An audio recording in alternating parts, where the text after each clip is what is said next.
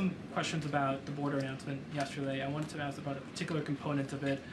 We reported today that members of the Congressional Hispanic Caucus expressed serious concerns and frustrations to Secretary Mayorkas and some administration officials during a briefing yesterday about the announcement, particularly about this proposed regulation that would disqualify migrants from asylum if they enter the country legally and did not ask for asylum in a country like Mexico.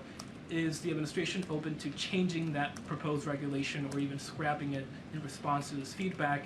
And can you respond to the accusations that this is very similar to what the Trump administration tried to do back in 2019 to enact a similar asylum restriction? So look, I just want to say this is just the beginning of the rulemaking process with the ample time for comments, further conversations and discussion.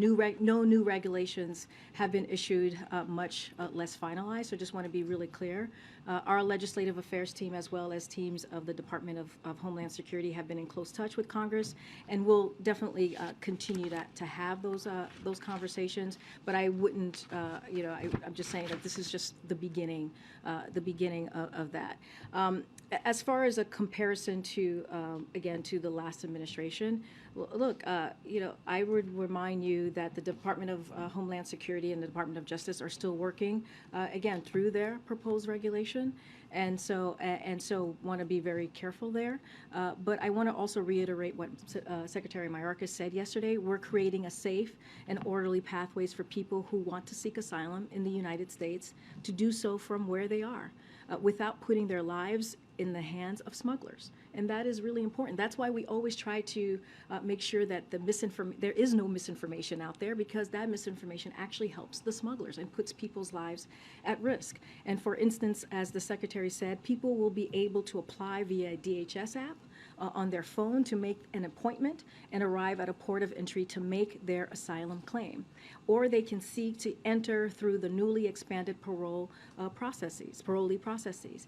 That's not, I know people have been talking about an asylum ban. That is not an asylum ban. It's a safe, orderly, and humane process for seeking asylum. Again, we are going to continue to have conversations with members of Congress, with other,